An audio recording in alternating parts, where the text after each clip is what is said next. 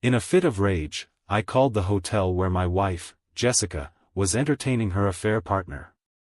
The words were stuck in my throat, bitter and acrid, as if uttering them would solidify the nightmare into reality. When the receptionist connected me to their room, I clenched the phone tightly, my knuckles whitening with the force. A deep, guttural anger bubbled up, eclipsing every other emotion. "Donnie," I said, my voice a low growl, "listen carefully. If her son dies before I talk to her, I will find you and kill you with my bare hands." There was silence on the other end, heavy and punctuated by the faint rustling of sheets. Then I heard him mumble something incoherent before handing her the phone. Her voice, so familiar yet dripping with a tone I hadn't heard in years, was casual. Mocking, even. "Yes," she said, as though she were answering a call from a telemarketer. "When you're done having fun with your boyfriend, please come to the hospital emergency room," I snapped. The silence on her end stretched for a second too long. I hung up without waiting for her response, my hand shaking as I slammed the receiver down. The hospital's fluorescent lights buzzed faintly, matching the noise in my head. My son, Ethan, was in critical condition after an accident, a fact that seemed to weigh less heavily on Jessica than her extramarital escapades. In that moment, I felt an explosive mix of fury, disbelief, and anguish. It wasn't just the betrayal, it was the timing, the audacity, the sheer heartlessness. How had I not seen it sooner? I paced the cold hospital waiting room, my mind racing. I replayed every moment of the last 6 months, the subtle changes in her behavior. Jessica's sudden work trips, her evasive answers, and the way she had started avoiding me, not with outright hostility, but with the dismissive indifference of someone who had already checked out of our marriage. Had it all been a lie? The years, the promises, the shared laughter? I stared at the double doors leading to the intensive care unit where Ethan lay, unconscious and hooked up to machines. My stomach churned. He was just a kid, and he needed his mom. But instead of being here for him, she was tangled in another man's sheets. The thought was unbearable. The nurse called my name, and I snapped out of my daze. "He's stable for now," she said gently, as though trying to cushion the blow of what might still come. "Thank you," I muttered, my voice hollow. I stepped into Ethan's room, the beeping of monitors the only sound. His pale face looked so fragile, a stark contrast to the lively boy I knew. I sat by his bed, holding his small hand in mine, vowing that I would protect him no matter what. And that meant confronting Jessica, not just as a husband, but as a father. Sitting by Ethan's hospital bed, I couldn't tear my eyes away from his face. His chest rose and fell in a shallow rhythm, each breath reminding me how close I'd come to losing him. My grip on his hand tightened as the rage inside me simmered, barely contained. How could Jessica not be here? This was her son, our son. What kind of person prioritizes their pleasure over their child's life?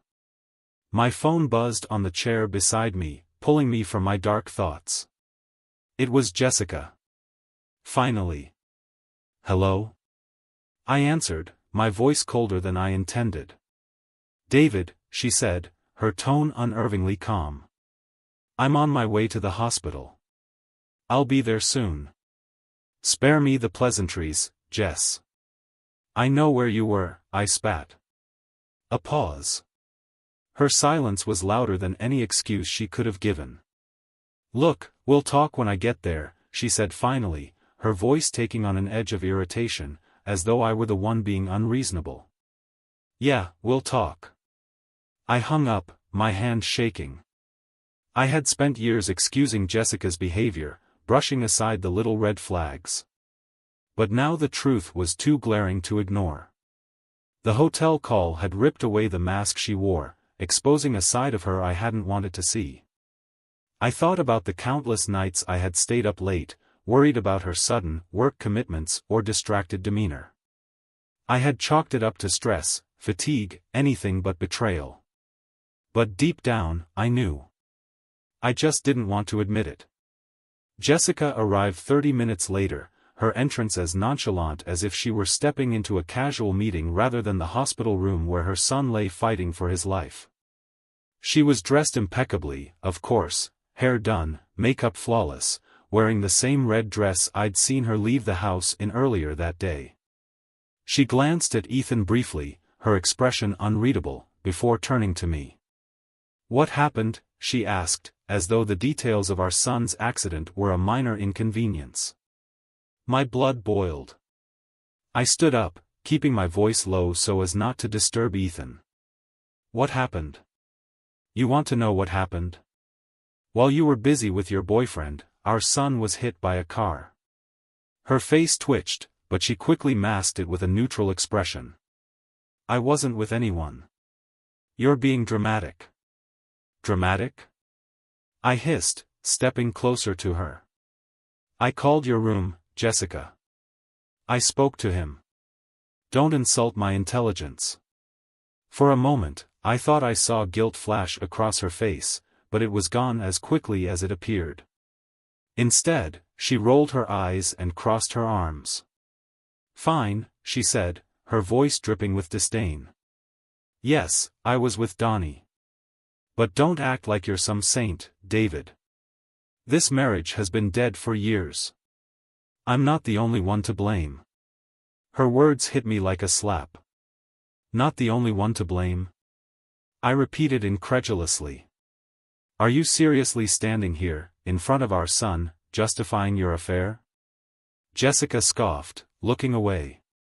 "I don't owe you an explanation. You're not perfect either, David.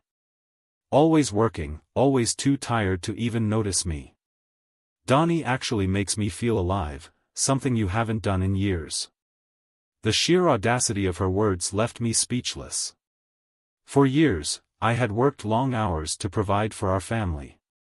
I had sacrificed so much to ensure she and Ethan had everything they needed.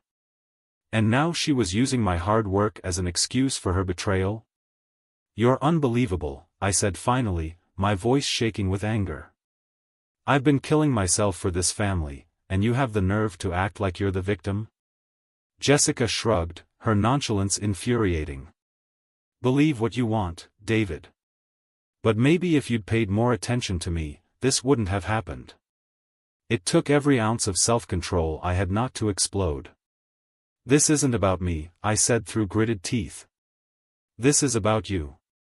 You made a choice, Jessica. And now you have to live with the consequences." Her face hardened. "And what exactly are you going to do about it?" she challenged, her tone daring me to act. For a moment, I didn't answer. My mind raced with possibilities, each one darker than the last. But then I looked at Ethan, lying so still and vulnerable in the hospital bed. This wasn't just about me or Jessica anymore. This was about him. "I'm going to make sure Ethan is okay," I said finally, my voice steady. "And after that, we'll see where we stand. But don't think for a second that I'll let you off the hook for this." Jessica smirked, as if she'd won some unspoken battle. "Do whatever you need to do, David. Just remember, you're not exactly a prize yourself." With that, she turned her attention back to her phone, scrolling as though nothing had happened. I sat back down by Ethan's bed, my hands trembling with a mix of anger and despair. The woman I had married, the woman I had once loved more than anything, was gone. And in her place was a stranger, a cold, selfish stranger who cared more about her own desires than the family we had built together. As I held Ethan's hand, I made a silent vow: I would protect him from her, from this toxic mess she had created. No matter what it took, I would make sure he had the life he deserved. The hours crawled by as I sat beside Ethan's bed. Jessica had retreated to the waiting room, muttering something about needing space. I didn't care. Let her have all the space she wanted. I needed her out of my sight before I said, or did, something I couldn't take back. Ethan stirred slightly, his eyelids fluttering, and my heart leapt. I leaned in closer, squeezing his hand gently. "Ethan, buddy, I'm here," I whispered. His eyes opened briefly, glazed with confusion and fatigue. Dad, he croaked. I'm here, I said again, brushing a hand through his hair. You're safe. Just rest, okay? You're going to be fine. He nodded weakly before his eyes drifted shut again. Relief washed over me, but it was fleeting. The reality of the situation loomed over me like a storm cloud. Ethan's recovery was only the beginning. I still had to deal with Jessica and the wreckage of our marriage. I stepped out into the hallway, needing a moment to clear my head. The hospital was eerily quiet, the faint hum of machinery the only sound. My phone buzzed in my pocket, startling me. I pulled it out, half expecting it to be Jessica texting me some snide comment. But it wasn't Jessica. It was my brother, Mike. Hey, I said, keeping my voice low. David, what the hell is going on? Mike's voice was sharp, concerned. I got your message about Ethan. Is he okay? He's stable, I said, running a hand through my hair. But it's been a lot. Do you need me to come down there? For a moment, I considered it. Mike had always been my rock, the one person I could count on no matter what. But this wasn't just about Ethan's accident. This was about Jessica, and I wasn't sure if I was ready to share that part of the story yet. No, I said finally.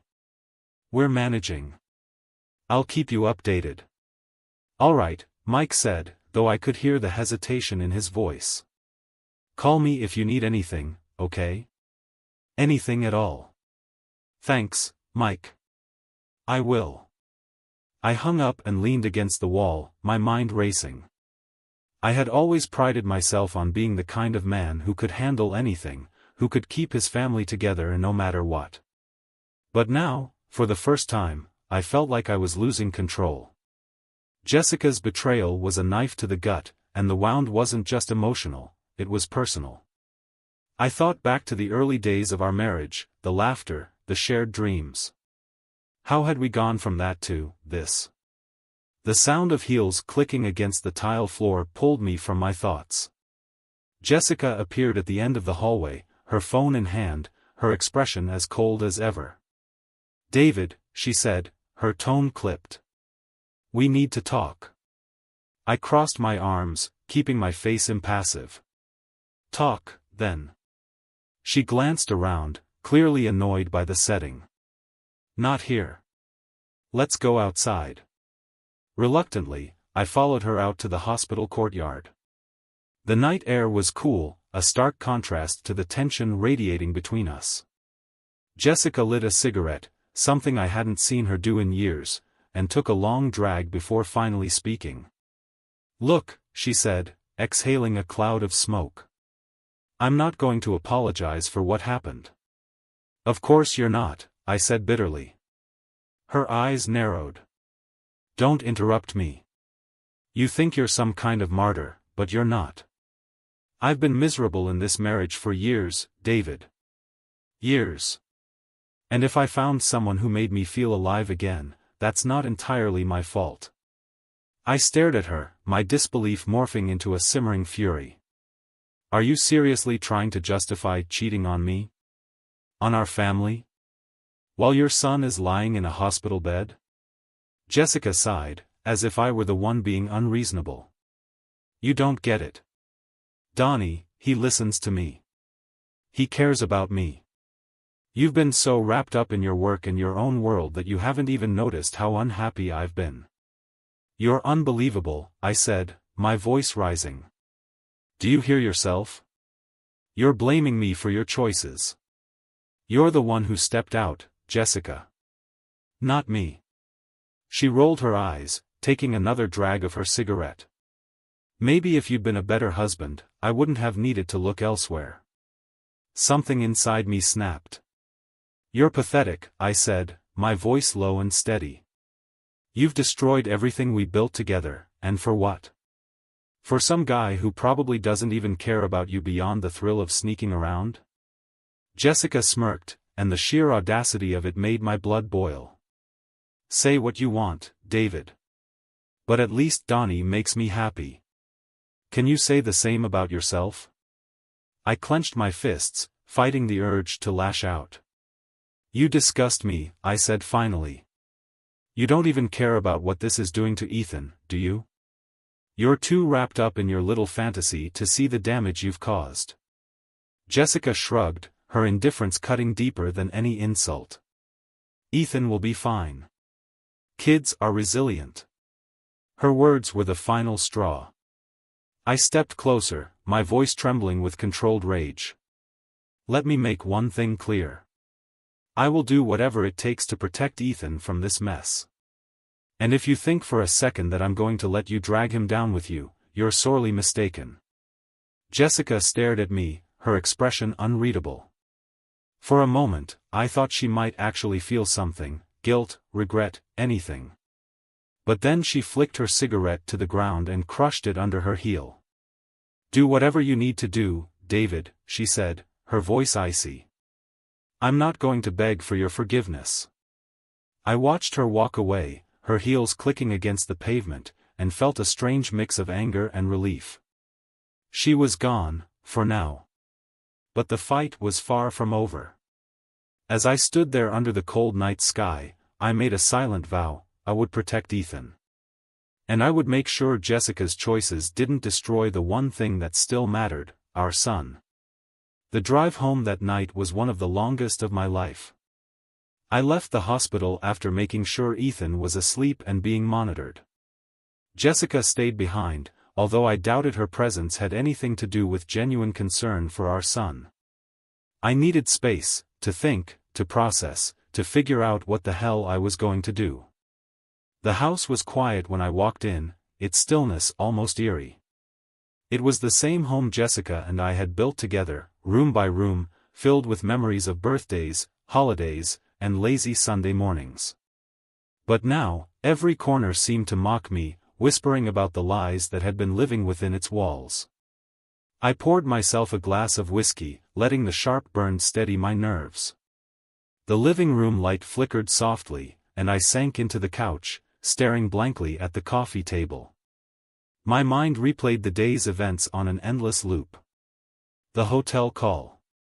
Jessica's indifference. Her audacious attempt to shift the blame. It wasn't until I noticed the blinking light on the answering machine that I snapped out of my thoughts. It felt almost surreal, who even left voicemails anymore? Still, I pressed the button, curious and cautious. The robotic voice announced, "Message received today at 7:46 p.m. Then, his voice. "Hey, Jessica. It's Donnie. Just wanted to check in. I know things got crazy with your kid in the hospital, but, you know, I'm here if you need me. Call me when you can, babe." I froze, the glass of whiskey suspended midair. The casual tone, the sickening familiarity of the word babe, it hit me like a punch to the gut. He sounded so comfortable, as if he had every right to be leaving messages on the phone we shared. I slammed the glass down so hard it cracked, but I didn't care.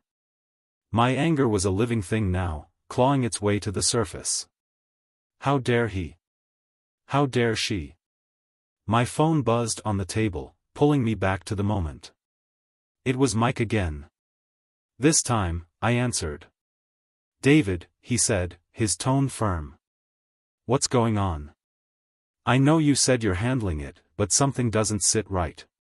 Talk to me." I took a deep breath, the words sticking in my throat. Finally, I said, "She's cheating on me, Mike." The silence on the other end was deafening. "You're sure?" he asked finally. "Positive," I said bitterly. "I caught her. She doesn't even deny it. She's been seeing some guy named Donnie, and get this, he had the nerve to leave a message on our phone." Mike let out a low whistle. "Damn, man. I don't even know what to say.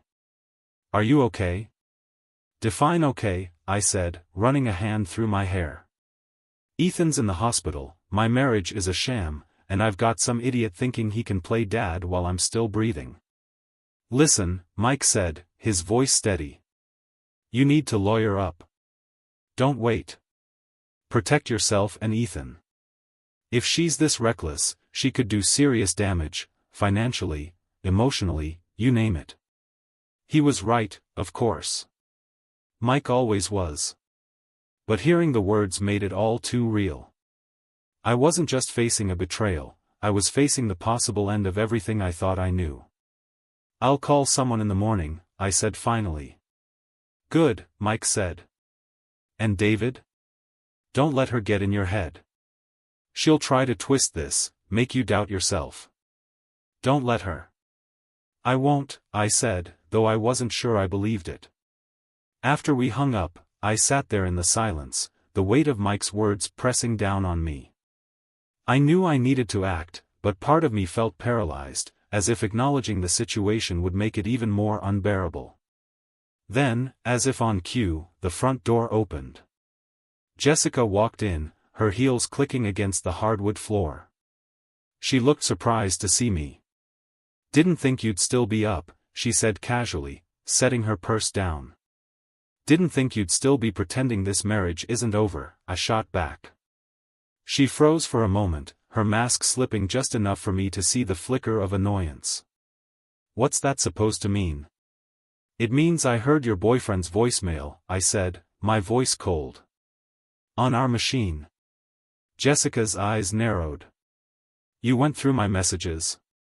I laughed, a harsh, humorless sound. Don't even try to spin this, Jessica.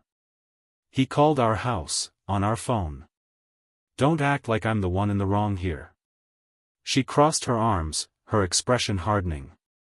You're making a big deal out of nothing. Donnie was just checking in. It's not like it's a crime. Checking in? I repeated, incredulous. While your son is lying in a hospital bed? Do you even hear yourself? Her jaw tightened, but she said nothing. You've done a lot of awful things, Jessica, I continued, my voice trembling with anger. But this is a new low. Do you even care about Ethan? Or am I the only one in this house who does? Don't you dare question my love for my son, she snapped, her voice sharp. Then start acting like his mother. I shouted, my voice echoing through the room. Jessica stared at me, her eyes cold and calculating. You're so self-righteous, David. Always playing the victim. Maybe if you'd been half the husband I needed, none of this would have happened. I shook my head, disbelief washing over me. You know what, Jessica? Keep telling yourself that. Keep blaming me. But the truth is, you're just a selfish, heartless. Careful, she interrupted, her tone icy. No, I said, stepping closer. You don't get to silence me anymore. This is on you. All of it. She stared at me for a long moment before grabbing her purse. I'm not doing this with you right now. Of course you're not, I said bitterly as she walked out the door, slamming it behind her. The house fell silent again, but this time, it felt less like home and more like a battleground.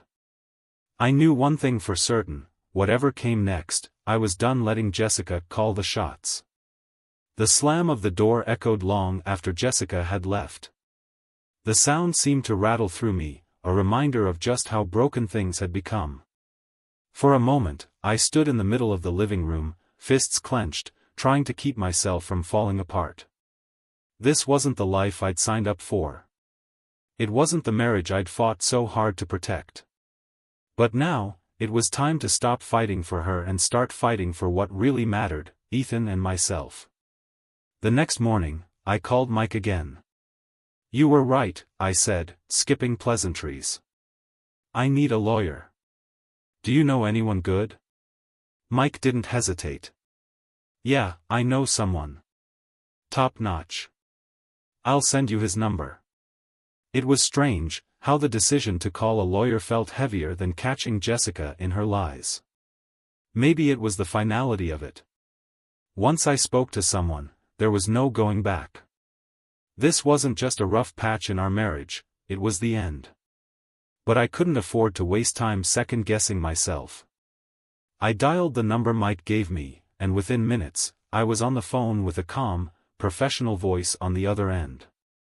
His name was Richard Lawson, and he didn't sugarcoat anything. "David, I've seen cases like yours plenty of times," he said. "First things first, we need to establish your priorities. Custody arrangements, financial protections, and ensuring your son's well-being. Are you ready to take that step?" "Yes," I said firmly. "I don't think I have a choice." "Good," Richard said. "Let's meet tomorrow and get started." After the call, I sat back, feeling a mix of relief and dread. I was finally taking control, but the road ahead was daunting. I wasn't just dealing with Jessica's betrayal, I was unraveling an entire life. Jessica returned home late that night, reeking of cheap perfume and vodka. She stumbled through the door like she didn't have a care in the world, her heels clicking against the floor. "Where've you been?" I asked, my tone even but cold. She smirked, leaning against the wall for balance. "Out." "With Donnie?" I pressed. Her smirk turned into a scowl. "None of your business." "You're unbelievable," I said, shaking my head. "You think you can just waltz in here, acting like nothing's wrong? Like you haven't destroyed this family?" Jessica rolled her eyes, brushing past me. "Oh, spare me the lecture, David. You're not some saint. You're just mad because you're not in control anymore." That did it. I stepped in front of her, blocking her path. "Control? Is that what this is about for you?" "No, Jessica. This is about respect. About the vows you threw away like they meant nothing." She sneered, her eyes glinting with defiance. "You want respect? Then maybe you should have earned it." I took a deep breath, forcing myself to stay calm. "I've had enough of this. I've already contacted a lawyer. You can either start cooperating, or you can make this harder on yourself. Your choice." Her face faltered for a split second, the mask slipping. Then, she laughed, a bitter, hollow sound. "A lawyer, huh? Fine. Let's see how far you get. But don't think for a second you're taking Ethan away from me." "Watch me," I said, my voice steady. "I'll do whatever it takes to protect him from this mess you've created." Jessica didn't reply. She stormed upstairs, slamming the bedroom door behind her. The next morning, she was gone before I woke up, leaving only a half-empty bottle of wine on the counter as evidence of her presence. I didn't care where she'd gone. My focus was on Ethan. The meeting. Later that day, I met with Richard at his downtown office. He was sharp and efficient, his questions direct but necessary. "Have you documented her behavior?" he asked, tapping his pen against a notepad. "Not yet," I admitted. "Start now," he said. "Texts, voicemails, anything that shows neglect or instability. The more evidence we have, the stronger your case will be." "Got it," I said, feeling a new sense of purpose. "And one more thing," Richard added. "Stay calm. Don't let her provoke you. Any outburst could be used against you in court." I nodded, his words sinking in. It was solid advice, but it wouldn't be easy. Jessica had a way of getting under my skin like no one else. When I returned home, I began combing through everything: emails, phone records, even social media. It didn't take long to find damning evidence. Photos of Jessica and Donnie at some bar, laughing like they didn't have a care in the world. A string of flirtatious texts from him, complete with heart emojis. I saved everything, my resolve hardening with each new piece of evidence. Jessica's next move. A week later, Jessica showed her hand. She came home in the middle of the day, her face flushed with anger. "What the hell is this?" she demanded, waving a stack of papers at me. I glanced at them. "Divorce papers," I said calmly. "You're serious?" she asked, her voice rising. "Dead serious," I replied. This marriage is over, Jessica. It has been for a long time. She scoffed, throwing the papers onto the table. You think you're so righteous, don't you? Well, guess what? You're not getting full custody of Ethan. I won't let you. Good luck proving that in court, I said, my voice steady. I've got plenty of evidence to show who the unstable parent is.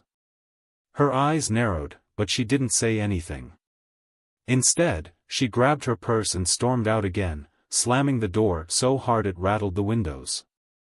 I sat down, feeling a strange mix of exhaustion and satisfaction.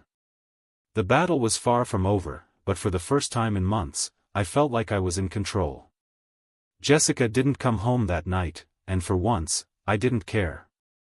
The silence in the house felt like a blessing. With Ethan staying another night in the hospital under observation, I finally had time to reflect without her poisonous presence clouding everything. I sat in the living room, flipping through Ethan's photo albums. Pictures of his first birthday, his first trip to the beach, and countless candid moments reminded me of what really mattered. Whatever Jessica thought, this wasn't about revenge, it was about protecting Ethan from the mess she had made of our lives.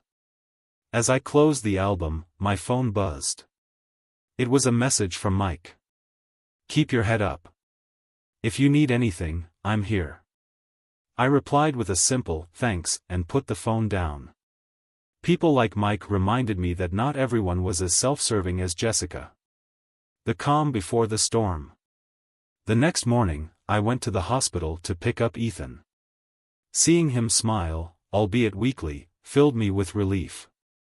Dad, where's Mom? He asked as I buckled him into the car. She's busy, I said, trying to keep my voice neutral. But I'm here, and we're going to have a great day. He nodded, too tired to question further.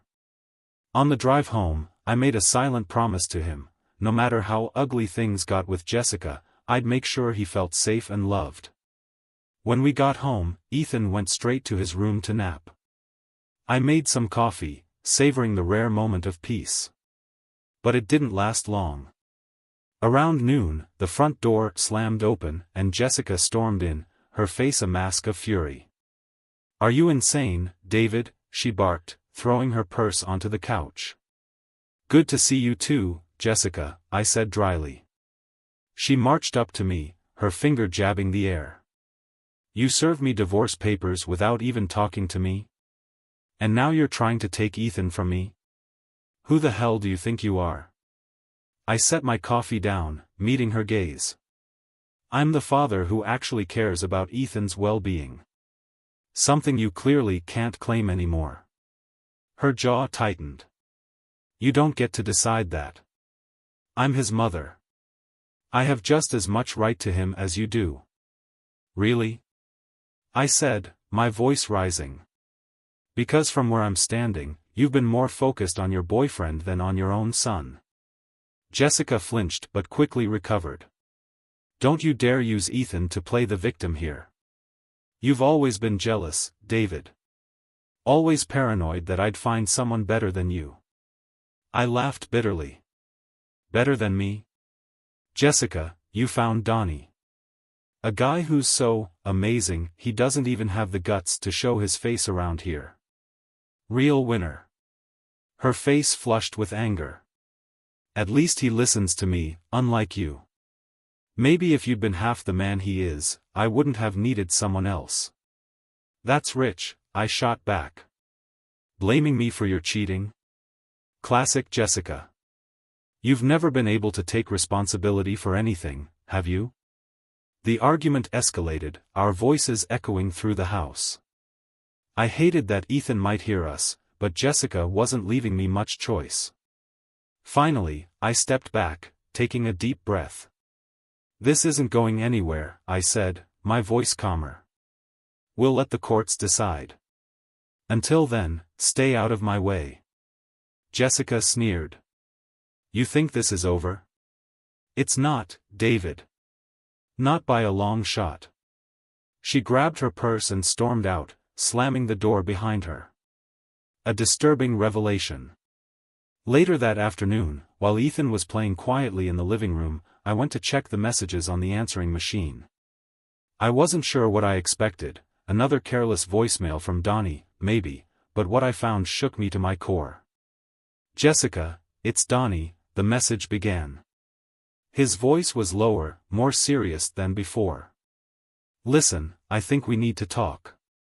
David's not as dumb as you said. If he finds out about the money, it's game over. Call me." I played the message again, my heart pounding. Money?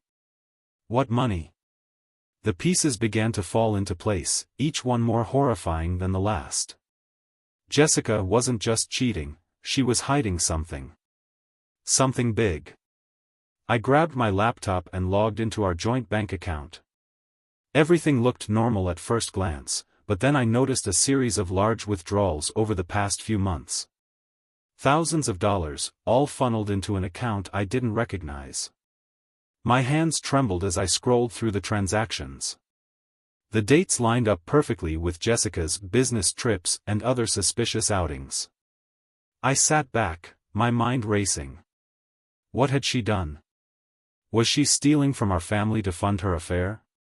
Or was it something worse? The breaking point. The next time Jessica came home, I was ready. She walked in like nothing had happened, tossing her keys onto the counter. "I'm here for Ethan," she said casually. "No, Jessica," I said, stepping into her path. "You're here to explain this." I held up a printout of the bank statements, watching her face pale. "Where did that money go?" I demanded. Her eyes darted around the room, searching for an escape. "It's none of your business," she said finally. "None of my business?" I repeated, my voice rising. "You've been draining our account behind my back. Do you even care what this is doing to Ethan?" "Don't bring him into this," she snapped. "Oh, he's already in it," I said. "And so am I. So start talking, Jessica. Where's the money?" She hesitated, then squared her shoulders. "It's gone, okay? I needed it for things." "Things?" I said, my voice dripping with disbelief. "Don't insult me, Jessica. What things?" She didn't answer. Instead, she grabbed her purse and tried to push past me. But this time, I didn't let her off the hook. "If you walk out that door without explaining yourself, I'll make sure the court knows everything," I said. She stopped, her back to me. For a moment, I thought she might actually tell the truth. But then she turned, her face hard and defiant. "You don't scare me, David," she said. "You never have." With that, she walked out, leaving me standing there, more determined than ever to uncover the full extent of her lies. The next morning, I started piecing everything together.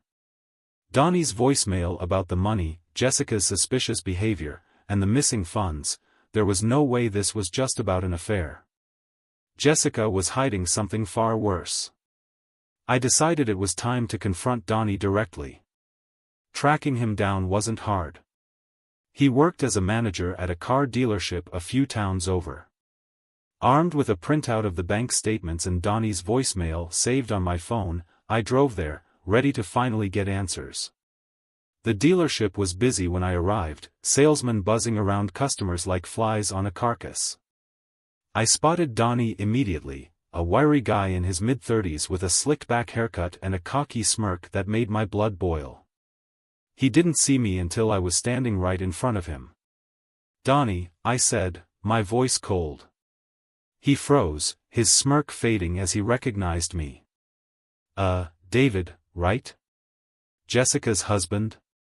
I didn't bother with pleasantries. "We need to talk. Now." He hesitated, glancing around like he was weighing his options. Finally, he nodded and led me to his office. Once we were inside, I shut the door and got straight to the point. "What's going on with the money?" Donnie's face turned pale. "I don't know what you're talking about," he stammered. I pulled out the printouts and slapped them onto his desk. Don't play dumb. You left me a voicemail. If he finds out about the money, it's game over. Ring any bells? He stared at the papers, his hands fidgeting nervously. Look, man, I don't want any trouble. Too late for that, I snapped. Start talking. Now. Donnie sighed, running a hand through his greasy hair. Fine. Jessica's been funneling money to me for a business deal. She said it was her savings, and she wanted to keep it private. What kind of deal? I demanded. He hesitated, then muttered, an investment. In a new property. She said you wouldn't approve. I narrowed my eyes. You're lying. That money wasn't hers to give. And if you think I'm going to let this slide, you're dead wrong. Donnie's demeanor shifted. His nervousness turned into anger. Listen, man, I don't know what's going on between you two, but you need to back off. Jessica and I. Jessica and you what? I interrupted, leaning forward. You think you're her knight in shining armor? Newsflash, Donnie, she's using you just like she's been using me. He clenched his jaw, but before he could respond, I stormed out of the office. There was no point wasting time on him. I had bigger problems to deal with. The legal counterstrike. Back at home, I called Richard, my lawyer, and updated him on what I'd discovered. Good work, he said. This strengthens your case significantly. We can use this to show financial misconduct and build a stronger argument for custody. I felt a flicker of hope. For the first time in weeks, it felt like the tide was turning in my favor. Jessica's desperation. Jessica came home that evening, looking more frazzled than usual. She barely made it through the door before I confronted her. Care to explain why our money is funding Donnie's so-called business ventures? I asked, holding up the printouts. Her face went blank, then hardened into a mask of defiance. I don't owe you an explanation, she said, crossing her arms. You don't owe me an explanation. I repeated, my voice rising. That money was for our family, Jessica. Not for your boyfriend's scams. She rolled her eyes, her tone dripping with sarcasm. Oh, please. Donnie's not scamming anyone. He's helping me get out of this suffocating mess of a marriage. Her words hit me like a punch to the gut. Suffocating? You mean the marriage where I worked to provide for our family while you snuck around behind my back? Jessica didn't even flinch. You're pathetic, David. Always playing the victim. Maybe if you weren't so boring, I wouldn't have needed someone like Donnie. That was it. I'd had enough. You're unbelievable, I said, shaking my head. But guess what? This ends now. I've already filed for divorce, and Richard is building a rock-solid case. You're not walking away from this unscathed. For the first time, Jessica seemed rattled. You think you can take Ethan from me? She hissed. I don't think, I know, I said firmly. You've shown zero regard for his well-being. The courts will see that, too. She didn't respond. Instead, she grabbed her car keys and stormed out, slamming the door behind her. A shocking development. The next day, I received an unexpected call from the bank. Mr. Harris, this is regarding the flagged transactions on your account, the representative said. We've discovered that several transfers were made to an offshore account under Jessica Harris's name. My heart sank. Offshore accounts? This wasn't just a case of Jessica funding Donnie's scams, she was hiding money. Thank you for the information, I said, trying to keep my voice steady. Please send me all the details you have. As soon as I hung up, I called Richard again. This changes everything, he said after I explained the situation. We can file an emergency motion to freeze her accounts and subpoena her financial records. She won't be able to hide anything. I nodded, a sense of determination surging through me. Jessica thought she could manipulate everyone and walk away unscathed, but she was about to learn that actions have consequences. The calm before the storm. That evening, as I tucked Ethan into bed, he looked up at me with his big, trusting eyes. "Dad," he said softly, "are you and Mom gonna stop fighting?" I swallowed hard, forcing a smile. "I don't know, buddy. But no matter what happens, I'll always be here for you. I promise." He nodded, closing his eyes, and I sat by his bedside until his breathing evened out.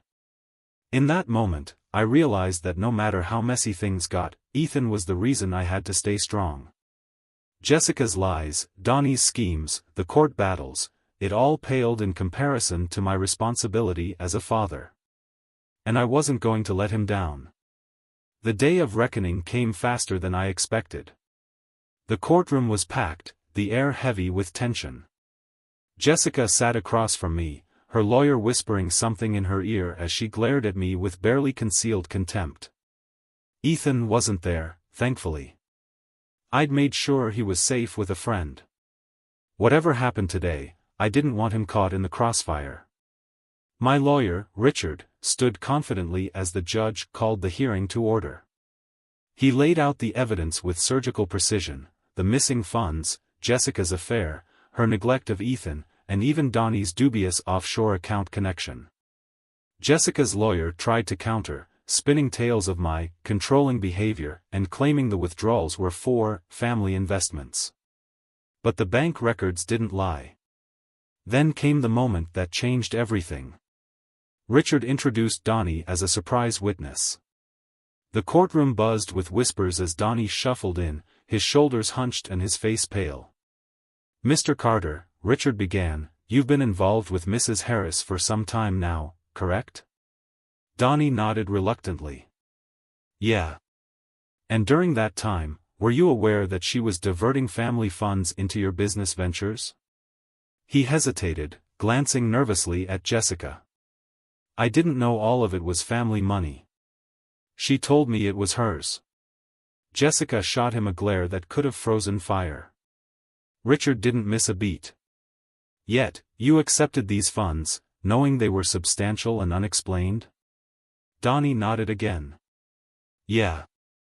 And the offshore account?" At this, Donnie visibly squirmed.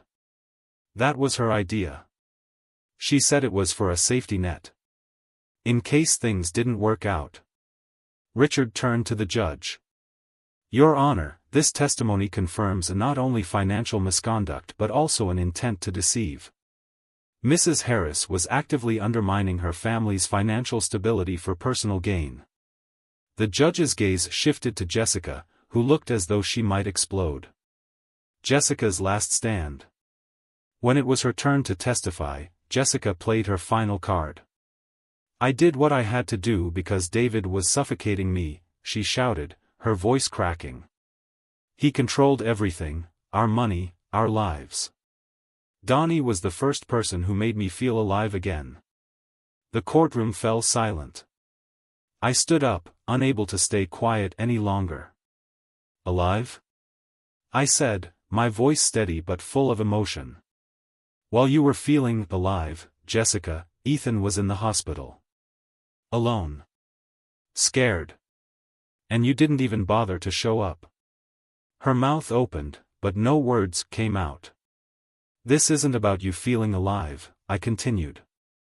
"This is about your selfishness. Your complete disregard for anyone but yourself. You've betrayed me, stolen from us, and worst of all, you've failed Ethan. And he deserves better than that." The judge banged his gavel to restore order, but the damage was done. Jessica's carefully constructed facade had shattered. The verdict. After a brief recess, the judge delivered the ruling. Custody of Ethan was granted to me, with Jessica allowed supervised visitation. The court also froze her accounts, ordered her to pay restitution, and mandated counseling if she ever wanted unsupervised visits with Ethan. As the gavel struck, signaling the end of the hearing, I felt an overwhelming sense of relief. For the first time in months, it felt like justice had been served. Jessica stormed out without looking at me. Donnie trailed after her, looking more like a whipped dog than the smug partner in crime he'd been. A new beginning. That evening, I took Ethan to his favorite pizza place. Watching him laugh and eat without a care in the world reminded me why I'd fought so hard. As we drove home, he asked, "Dad, are things gonna be okay now?" I glanced at him in the rearview mirror, smiling. "Yeah, buddy. They are. I promise." Later, after tucking him in, I sat on the porch, reflecting on everything. Jessica's betrayal had nearly destroyed me, but it also taught me something valuable. I learned the importance of standing up for myself and protecting the people I love. I learned that resilience isn't just about enduring pain, it's about rising above it. Most of all, I learned that true strength comes from knowing your worth and refusing to let anyone take it from you. As I stared at the stars, a sense of peace washed over me. This wasn't the ending I'd imagined for my family, but it was the beginning of something better. And for the first time in a long time, I felt hopeful. Reflections. If you ever find yourself in a situation like mine, remember this: betrayal doesn't define you. It reveals the true character of the people around you and gives you the chance to reclaim your life. Move forward with strength, protect what matters, and never forget, you deserve honesty, love, and respect. Anything less isn't worth your time.